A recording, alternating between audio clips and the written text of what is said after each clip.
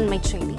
டாஸ்மாக் தலைமை அலுவலகம் மற்றும் மதுபான ஆலைகளில் அமலாக்கத்துறை சோதனை நடத்தியது. இதுகுறித்த மேலும் விவரங்களை செய்தியாளர் சரவணகுமார் வழங்க கேட்கலாம். சரவணகுமார், வணக்கம். அமலாக்கத்துறையின் இந்த சோதனையில் என்னென்ன ஆவணங்கள் கைப்பற்றப்பட்டிருக்கிறது? மேலும் விவரங்களை சொல்லுங்க. தமிழகத்துல டாஸ்மாக் தொடர்புடைய இடங்கள், டாஸ்மாகினுடைய தலைமை அலுவலகம் மற்றும் டாஸ்மாக் நிறுவனத்திற்கு மதுபானங்களை சப்ளை செய்யக்கூடிய தனியார் நிறுவனங்களில் சோதனை நடத்தப்பட்டது. 3 நாட்களுக்கு மேலே அமலாக்கத்துறை இங்கே சோதனை நடத்தியது. இந்த சோதனை தொடர்பாக தற்பொழுது அமலாக்கத்துறை ஒரு விரிவான அறிக்கையை வெளியிட்டிருக்கிறது. அதாவது டாஸ்மாக் தொடர்புடைய இந்த ஊழல் கண்காணிப்பு துறையில் பதிவு செய்யப்பட்ட வழக்குகளின் அடிப்படையில் இதை எடுத்து விசாரித்ததாகவும், அந்த விசாரணையின் அடிப்படையில தொடர்ந்து சோதனையை மேற்கொண்டதாகவும் அமலாக்கத்துறை தெரிவித்திருக்கிறது. அதாவது டாஸ்மாக் கடைகள்ல எம்ஆர்பி விலையை விட அதிக தொகை ஒரு மதுபாட்டிலுக்கும் விற்கப்படுவதாகவும், அதே போன்று டாஸ்மாக் அதிகாரிகளுக்கு லஞ்சம் கொடுத்து தொடர்பாகவும், டாஸ்மாக் அதிகாரிகளுக்கு அந்த மது உற்பத்தி நிறுவனங்கள் லஞ்சம் கொடுப்பது தொடர்பாகவும் சில ஆவணங்கள் கைப்பற்றப்பட்டிருப்பதாகவும் அமலாக்கத்துறை தெரிவித்திருக்கிறது. அந்த டாஸ்மாக் அலுவலகங்கள்ல தொடர்ந்து நடத்தப்பட்ட சோதனையில் பணியாளர் இடமாற்றம், அதே போன்று டெண்டர், மதுக்கூட அந்த பார் உரிமம் வழங்குவது, இதற்காக வாங்கப்பட்ட ஆவணங்கள், அதன் மூலமாக டாஸ்மாகினுடைய பணம் அந்த கணக்கில் இருந்து 10 to 30 கோடி வரை கையாடல் நடந்திருக்கிறது என்று அமலாக்கத்துறை இதனுடைய அறிக்கையிலே குறிப்பிட்டிருக்கிறது. அதே போன்று விண்ணப்பதாரர்கள், அதாவது டாஸ்மாக் நிறுவனத்திற்கு டெண்டர் எடுக்கக்கூடிய அந்த நபர்களுடைய விவரங்கள் முழுமையான விவரங்களாக இல்லை. அதில் பல்வேறு முரண்பாடுகள் இருப்பதாகவும் அமலாக்கத்துறை சுட்டிக்காட்டியிருக்கிறது. அதே போன்று டாஸ்மாக் ஒப்பந்ததாரர்களுக்கு வருடத்திற்கு 100 கோடிக்கு அதிகமாக பணம் செலுத்தி இருப்பதாகவும், அதாவது கொடுக்க வேண்டிய பணத்தை விட 100 கோடிக்கு அதிகமாக பணம் செலுத்தியது போன்று கணக்கில் இருப்பதாகவும் அது குறிப்பிடப்பட்டிருக்கிறது.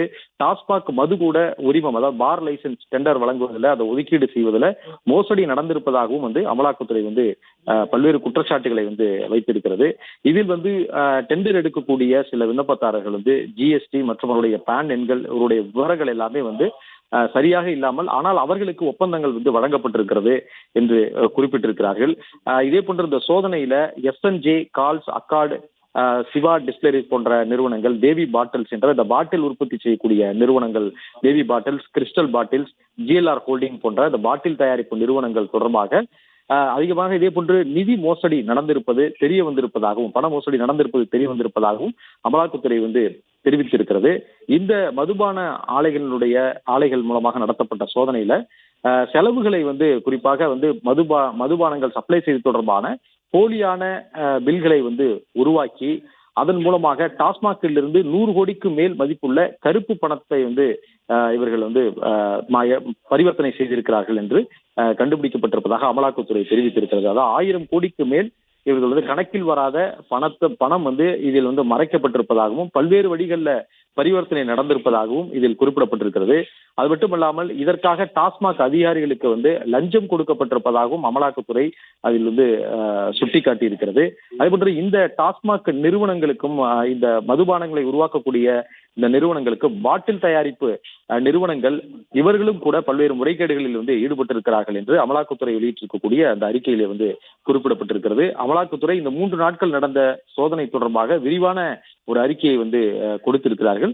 அந்த அறிக்கையில 1000 கோடி ரூபாய் வரை வருமானம் கணக்கில் வராமல் மறைக்கப்பட்டிருக்கிறது. இதற்கு மதுபான ஆலைகள், அதாவது தனியார் மதுபான ஆலைகள் மற்றும் டாஸ்மாக் நிறுவனங்களுக்கு இடையே நடந்த பரிவர்த்தனைகள் மூலமாக அந்த 1000 கோடி ரூபாய் மறைக்கப்பட்டிருப்பதாகவும், அதற்காக டாஸ்மாக் அதிகாரிகள் முதற்கொண்டு லஞ்சம் வழங்கப்பட்டிருப்பதாகவும் அதில் குறிப்பிடப்பட்டிருக்கிறது. பல்வேறு வழிகளில் அந்த கணக்கில் வராத பணத்தை மாற்றி இருக்கிறார்கள் என்று அமலாக்கத்துறை சுட்டிக்காட்டியிருக்கிறது. இது திட்டமிடப்பட்டு இந்த ஆவணங்கள் போலியாக தயாரித்து அவற்றை கணக்கில் மாற்றியிருக்கிறார்கள் எனவும், பணப்புழக்கத்தை, அதாவது பரிவர்த்தனையை மறைத்திருக்கிறார்கள் எனவும், போலியான கணக்குகளை உருவாக்கி வைத்திருக்கிறார்கள் என ஆவணங்கள் அது தொடர்பான ஆவணங்கள் எல்லாம் கைப்பற்றப்பட்டிருப்பதாகவும் அமலாக்கத்துறை தெரிவித்திருக்கிறது. டாஸ்மாக் நிறுவனத்தில் நடந்த சோதனையை தொடர்ந்து பெரும் விவாத பொருளாக இது மாறியது. டாஸ்மாக் நிறுவனத்துல அமலாக்கத்துறை சோதனை நடத்துவதற்கு முன்பாக பல்வேறு குற்றச்சாட்டுகளை முன்வைத்தது. அந்த குற்றச்சாட்டுகள்ல ஒன்று, டாஸ்மாக் நிறுவனம் தனியார் மதுபான ஆலைகளில் இருந்து டாஸ்மாக் இந்த மதுபானங்களை கொள்முதல் செய்து மதுபான கடைகளுக்கும் தனியார் மதுபான விடுதிகளுக்கும் சப்ளை செய்ய வேண்டும். ஆனால் அதற்கு மாறாக தனியார் மதுபான ஆலைகளிலிருந்து நேரடியாக மதுபான கடைகளுக்கும் இந்த தனியார் மதுபான விடுதிகளுக்கும் சப்ளை செய்யப்படுவதாகவும் அதன் மூலமாக கலால் வரி மறைக்கப்படுவதாகவும் கணக்கு வராமல் இந்த விற்பனை எல்லாமே கணக்கில் வராமல் மறைக்கப்படுவதாகவும் அதன் அடிப்படையில் தான் இந்த அமலாக்கத்துறை சோதனை நடப்பதாக தெரிவித்திருந்தார்கள். அதற்கான ஆதாரங்கள் ஆவணங்கள் எல்லாம் கைப்பற்றப்பட்டிருப்பதாக அமலாக்கத்துறை தெரிவித்திருக்கிறது. அதன்படிதான் 1000 கோடி ரூபாய் வரை கணக்கில் வராத வருவாய் மறைக்கப்பட்டிருக்கிறது என்பதை கண்டுபிடித்திருப்பதாகவும் அது பல்வேறு வழிகளில் அவற்றை அந்த பணத்தை பரிமாற்றம் செய்திருக்கிறார்கள் என்று தெரிவிக்கப்பட்டிருக்கிறது. அதன் அடிப்படையில் சட்டவிரோத பண பரிமாற்றம் என்று வழக்கை பதிவு செய்து அமலாக்கத்துறை தொடர்ந்து விசாரணை நடத்தி வருவதாகவும் தெரிவித்திருக்கிறது.